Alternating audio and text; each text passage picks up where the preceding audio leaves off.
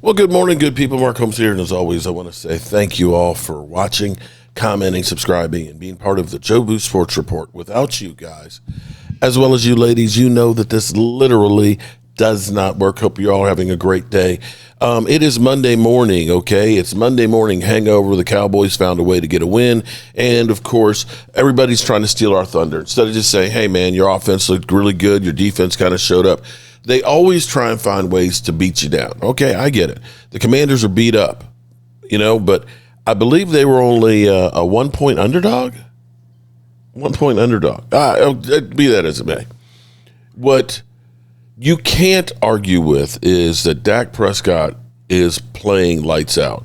Now, we did lose to Carolina last week, but, the key on this offense with Brian Schottenheimer is being balanced, and he understands the importance of being able to run the football. Last week was abysmal running the football. We had 31 yards, and you can, I think, directly correlate that to losing the game. We still scored 27 points, but having a balanced offense. So as you go through and you look at the numbers, this is what's key here is the fact that Dak Prescott's only got 2 games where he's thrown over 300 yards, but it's being more efficient. And if you go back to Tony Romo's 2014 season, I think there was only 2 games that he threw for over 300 yards. Yet, statistically, with the number of touchdown passes and interceptions, was probably the best year that he had of his career. And that was because you could run the football and make it so that way the defense doesn't know where it's coming from. And adding an element like George Pickens to the mix, George Pickens is on a tear, bro. George Pickens is the difference maker on this offense, without a doubt. That and Ferguson, who I believe is 3rd in catches in the NFL right now. You've got an outlet. You've got the security blanket, so to speak. You've got weapons that can go all over the field and are uncoverable. And you have a running game. And all that put together makes an MVP type of run for a quarterback. The question will be is, can the defense continue to get better? But I want to go through this morning, and I want to listen to my quarterback after a victory. Let's go to the tape. Calvin Watkins, Dallas Morning News. What's up with the bandage on your hand? Nothing. A little Brit special to take some swelling down. I usually throw my left hand to cover the ball when getting hit, and usually takes a lot of helmets. So I'm sure it's just a face mask. Nothing unusual, honestly. I think we ask you about the offense every week. To get CeeDee back and you got a run game going, just how good was it to see? This is what we do offensively. Yeah, it was great. It was great. It was explosive. It was fun. I mean, you saw the big plays. Saw some drives we put together. Our standard and expectations for ourselves is very high, and so we understand when we've got guys, the playmakers that we have, the offensive line, the love that we have for one another, and you see it in just the way the guys finish plays, guys cover the ball. And defense played very well tonight. When you do that, I think more of our games are going to look like this. Clarence Hill, DLLS Cowboys. How hard is it to stay patient when I want to throw it to CeeDee, I want to throw it to Pick. Yeah, it's not hard, honestly. I'm a very present guy, and I take pride in doing that, and it's something that I practice. And I say that is just by trying to play it play by play, each and every play, and going through my reads. I know we talked about it earlier in the week when you're saying, y'all are asking, how do you not force it to those guys? And I said, that's on the coaches, right? And we've got multiple playmakers. Those are two dudes, and the other guys are as well. So that's my point is wherever the ball goes, I'm confident when it leaves my hand that it's going to be called and the play is going to be made after that if that guy has a chance. Now when those 2 guys get it, it can be very explosive. So I just want to stay on the field. Something else I've mentioned before. I just want to stay on the field. So that's the other part that allows me to stay patient is I'm not trying to put the ball in harm's way and throw an interception and, we're sitting on the sideline. I just want to be on the field playing this game. Just talk about the TD to CeeDee. Shotty called it a mailbox story. Wasn't the right route or whatever else. For sure. What happened there? Yeah, it wasn't the route that we were expecting. It's built for him to kind of run a deep cross right there. So, go through read 1, George, and then I see the big window in a sense of, I say a solid window of where if he would have ran that route, he probably would have had a good play, not a touchdown. And so then I kind of just looked to find CeeDee, and he's got his hands up saying I'm here. And so at that point I saw the safety or the corner to the right. They were in there tricky too. And I just put about everything I had on it on a line, understanding that I couldn't just lob it up, that both guys would be able to make a play, and just try to give him a chance. He did a good job taking, 2 steps back, I think, catching the ball, and then walked into the end zone. So once again, a play that's not made unless you have confidence in the guy that you're throwing to, and then the guy you're throwing to is smart, understands the defense, understands the look, and understood he could take that opportunity, and we're able to capitalize on it. Dak Todd Archer with ESPN. Are you more proud of the 13 touchdowns in the last 4 games or the ball security? I'm not sure. I think they go hand in hand, to be honest with you. I think when you're taking care of the ball, you got more opportunities to score touchdowns, and that's just leading to that. So not counting the touchdowns, so probably the interceptions, being truthfully. Yeah, I couldn't even have told you that's how many it was, but I could tell you that I hadn't thrown an interception. So just trying to be smart with it, but not hesitant or scared or cautious at the same time, right? Taking my chances. I've got tons of confidence in what I can do, where I can put it, and obviously the guys that I'm throwing it to. So that's just a result of that. Coach Schottenheimer said the Bland pick 6 was probably a turning point in the game. Do you have any flashbacks to 2023 when you saw him going down the sideline? Yeah, most definitely. I actually told him, and right before, I called the group up, or we called the group up right there in pregame. I told DB, I said, hey, they throw it to you as much as they throw it to anybody, huh? So it was pretty cool to see. Then he gets an interception and a touchdown. So, put that juju in the air and manifested, and he went and did what DB does. John Machota with The Athletic. You obviously played Washington a lot, and you've had a ton of success. How was today? Any similar, or was it different? I guess it was similar. Obviously, I haven't played him with DQ, with Joe Witt, those guys, that the personnel that particularly they have on that team.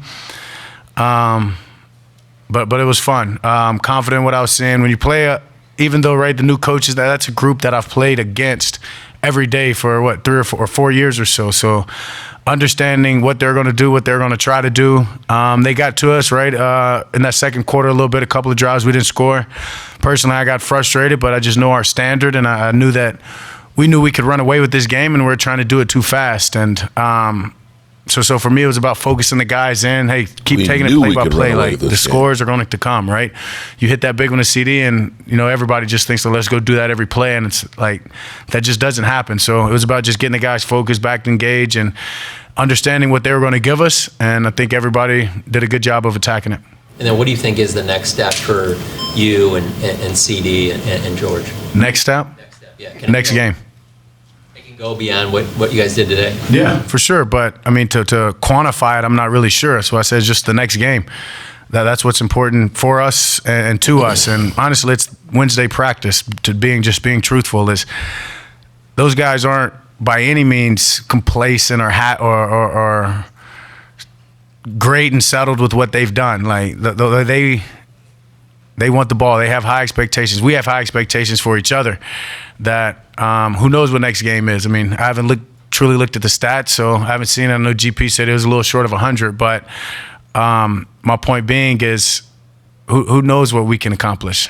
Like, the sky is the limit. We're just going to stay focused each and every day at getting better, growing our connection. I guess that's just the next step, right? Is just continuing to communicate to one another, understand like why CeeDee took that, which I know, but right, talk about it beforehand, and so when it happens, it's a little bit faster, and just keep growing. Nick Harris, Forward Star Telegram, these over-the-shoulder grabs for George Pickens. Do you have just immense trust in him at this point in any one-on-one situation? Yeah, I do, and honestly, we threw one in the third quarter, and that's a miss. You know what I mean? I take that as a miss because of the way that the guy is able to play the ball in the air when I don't give him a fair chance at it. Like I'm going to put that on myself. And so I know the first one I threw to him was a little underthrown and a little outside, but, right, he goes and makes an unbelievable catch, late hands in it, holding it off, and then the one that led to the touchdown right before the second half, or right before the first half, and I just put that one out there, and right, kept Lattimore in his back pocket, let it fall in, and he has a great natural ability of late hands in the ball and holding the defender off, and that makes my job easier. So yeah, the trust is through the roof. Seeing the defense coming off the field after forcing 3 and outs, after forcing turnover on downs, what is that energy like today versus the first 6 weeks? And do you think they can sustain this performance going forward? For sure they can sustain this. I mean, they just did this with a lot of adversity. So that's a lot of credit to them, right? A lot of guys were out, and the guys that got to play stepped up, and I just think that that's awesome to see. That's credit to them, proud of them, the coaches, everybody, for buckling down and not only that, answering through the noise, through the adversity, right? Like, they're not naive to what they've been doing and to what everybody's been saying, and they answered the bell. So I most definitely think they can continue this, and that energy is electric. And for us on offense, all we want to do is repay them and go score touchdowns. Tommy Arsh, DallasCowboys.com. How much are you enjoying Javonte's success, being able to open things up for you in the play action game? Yeah, I mean, it's huge. I've talked about it going back to the spring, how important the run game is, and right, it helps with the box count, right? When you can run the game, they've got to load it. We can run the ball, they've got to load the box, and then you can take advantage of outside with the one-on-ones. And Tay's a very smart runner, obviously, but physical, patient, and just does a hell of a job. And starts with the offensive line, right? Them creating holes, and he knows where he needs to go and how he needs to set it up, and that's only going to make us just continue to get better the more success we have on the ground. And then homecoming today, a lot of former players coming through. You stand next to Roger Staubach from the anthem. What do you take away from those interactions, and how much do you enjoy catching up with those guys? Yeah, just a lot of gratitude. I'm somebody who appreciates the history before them, the men who have played this game, that wore in this uniform, and particularly played this position and dealt with the success, the adversity. Roger's been a guy who, from the day that I've got here, has been so supportive. I remember my rookie year, I was asked to sign a ball for him for his Christmas gift that his daughters were giving him, and that was like one of those, welcome to the NFL or pinch me type moments for myself. And so just as the years have grown, I mean, he said it right there. I've got your support. I'm always pulling for you. I don't want to bother you. And Roger, you're never going to bother me. Like, please. And so it's something that I don't take for granted. Blessed to have his support. Being a Cowboy fan, seeing all those players down there, all it's going to do is push you a little bit more. And love the history of this team, love everything that they've done, and as I told you before, I'm trying to chase a lot of those men and win a championship. Joe Hoyt, Dallas Morning News. 3-1 through 7 games. What have you learned about your team? We're going to keep fighting.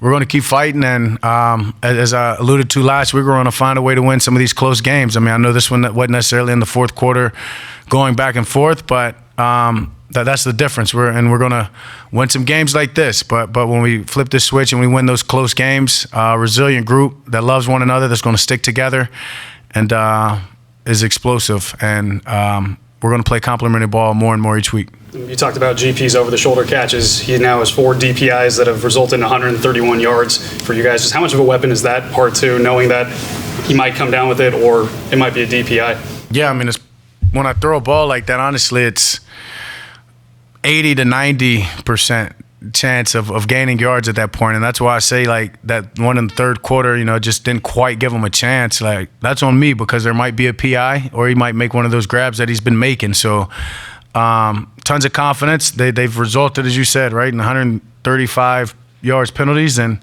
how many have they resulted in yards for him, right? And so it's a very successful play for us, and if they're going to give it to us, we're going to keep attacking it. Yeah. Ed Werder, WFAA. How do you feel right now, given your record through these 7 games, about who you are as a team and kind of where you are as a team, second in the NFC East right now? How do I feel? How do you assess those things? Who you are as a team and where you are? Yeah, I mean, I was about to say I'm okay with where we're at, but yeah, I guess I am. I have to be, right? That's the reality of it.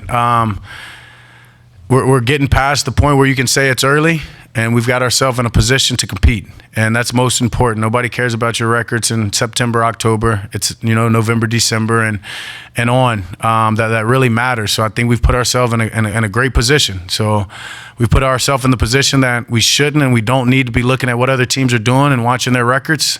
We need to put our head down and go to work Monday, Tuesday, Wednesday, and get better and understand that we control what we want to control, and it's all in front of us. So, yeah, being 3-1, right? Yeah, we're right. We're in a good spot. We're right where we need to be, playing a game like this that was so complimentary on both sides of the ball.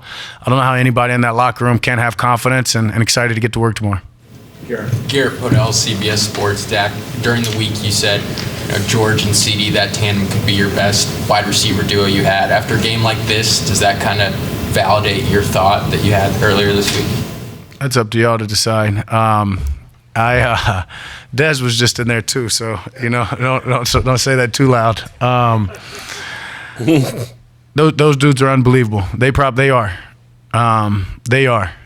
And that's credit to them. That's credit to the way that they show up and work each and every day. That's credit to the standard that they have for themselves. That's credit to the love they have for one another, the way that they push one another. They definitely are. What about the way that you push yourself, as Todd mentioned, an incredible 4-game stretch you're on? Why do you think that is?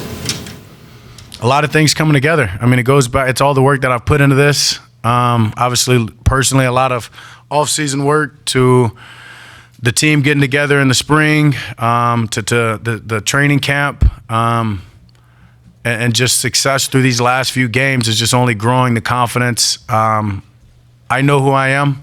I feel great throwing the ball. When you got pass catchers like those two guys, CeeDee, Turp, Tolbert, Flo, guys that are making plays and taking advantage of their opportunities whenever they come, I'm just going to keep pushing myself to get better. You've been around, you understand that that's all I want to do. It's not about the results. It's about how great can I be and how much better can I get from one day to the next. And so I'm as excited as anybody to get in there tomorrow and clean up mistakes from this one and push forward and get ready for the next game. Yeah. Jeff Cole with Dak. Jeff Cole. Sorry. I was wondering who is the next game. No joke. Kind of going off of that, I feel like every year we've talked to you about your heat check moments when you're rolling. When you look at this offense, everything with it and all your playmakers, have you ever had more fun with an offense than this one? Yeah, I don't know if I've had. I don't know if I have. And not a knock to any other group that I've been a part of, but the chemistry, the camaraderie, the trash talking, the emotions and passions of this unit, it's there as much as I've ever seen it. And sure, we've got some youth that's probably a big part of it. But we've got guys who just work their tails off every day. And I say it all the time, confidence is earned.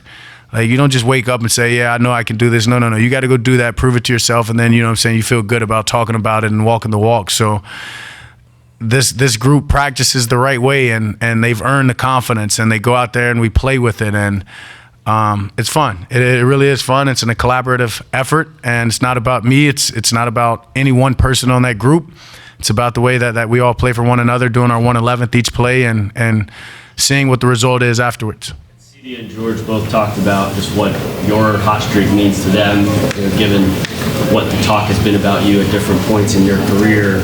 What does it mean to you that they care about you? Yeah, I mean, it's awesome. It's something I don't take for granted, but it's not. I mean, they're not telling y'all anything that they don't tell me. I mean, we're out there on the field in the huddle, and they're telling me I'm the best to do it, right? And so, like, they know how important that is, and they want me to take those heat checks and throw it to them. So they're just reminding me to just give them a chance. But yeah, I mean, that's the love I'm talking about, and that's the expectations and the standard I'm alluding to when I say that is, like, we all believe in one another, and we understand that we can only do so much alone, but together we're a hell of a group.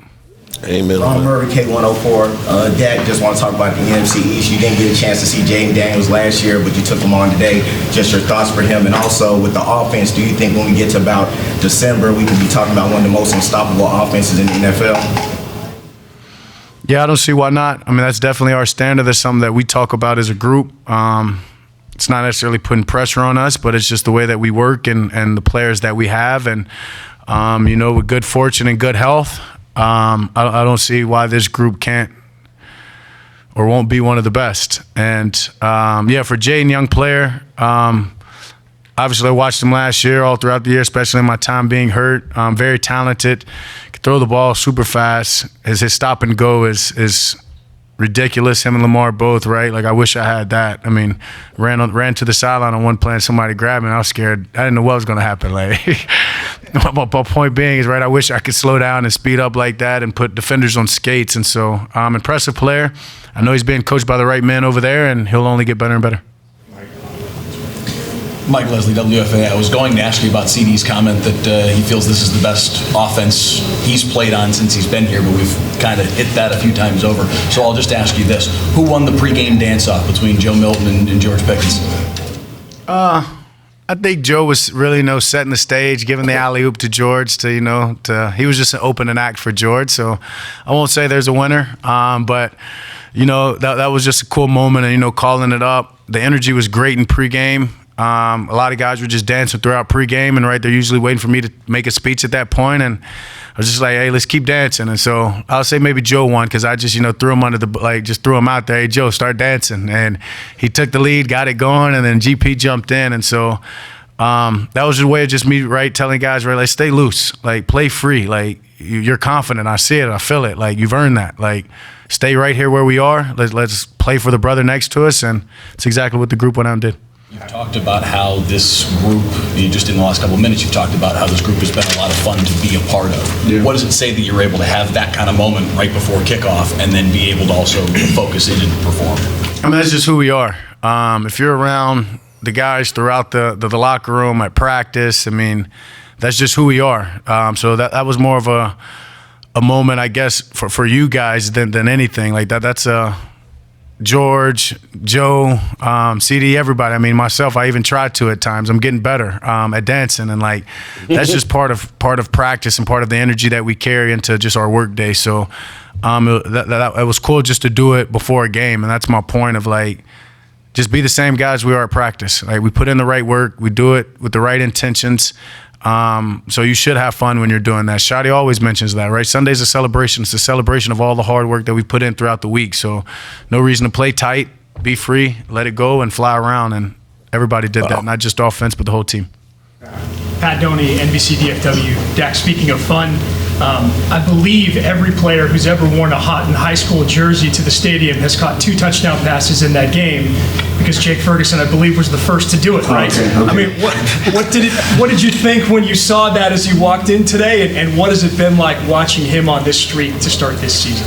Yeah, super proud of Jake. Obviously, I know how just frustrating and hard, I guess, last season was throughout the year, right? Not getting a touchdown, and even those first couple of games. That it's a guy that works as hard as anybody. And speaking of just intentions, being very intentional on his routes and his blocking, and making sure he's communicating with me on certain routes and where do I want him to be and what do I expect from him. That it's no surprise, but I'm super, super proud of him. Excuse me. And he told me he had ordered the jersey. I didn't know it came in already, and I didn't know he was going to wear it to the game.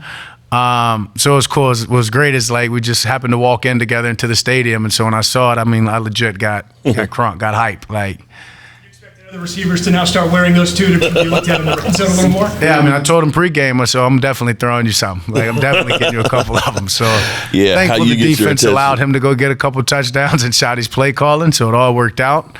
But yeah, it was cool. He's a hell of a player, and as I've mentioned before, he's only getting better each and every game, and so the touchdowns are going to keep rolling.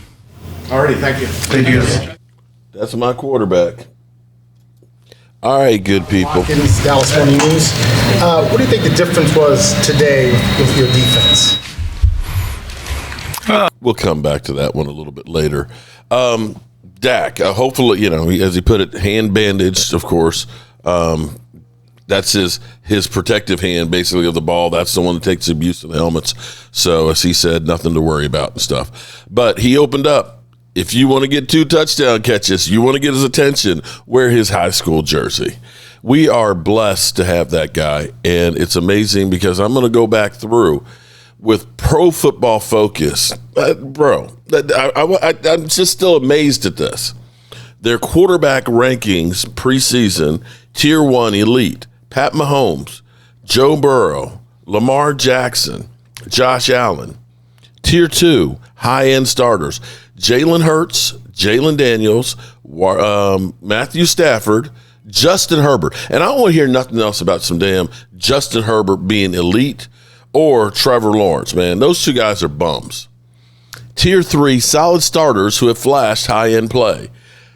Jared Goff, Geno Smith, and Geno is probably the worst starting quarterback right now. Brock Purdy, can't stay healthy. Solid starters, but need more help. Jordan Love at 12, Baker Mayfield at 13, C.J. Stroud, C.J. Stroud, Kyler Murray, and they put Trevor freaking Lawrence at 16 above Dak Prescott. They need to just delete this shit. They just, whoever does their quarterback rankings needs to be fired. Needs to be fired. Alrighty, good people. I got to get out of here, as always. This was Momo last night. Boy, poor Momo. Oh, my goodness. I don't even see it. What happened to it? Did I lose it? Oh, there it is. This was Momo last night. Can't stand it anymore. I've got to get out of here. I've got to get out of here. Calm down. Get a hold of yourself. Stewardess, please let me handle this. I've got to get Calm down. Now get back to your seat. I'll take care of this. Calm down. Calm down. Get a hold of yourself. Doctor, you're one on the phone. Everything's going to be all right. Please. Sister, please, I'll handle this. I've got to get out of here.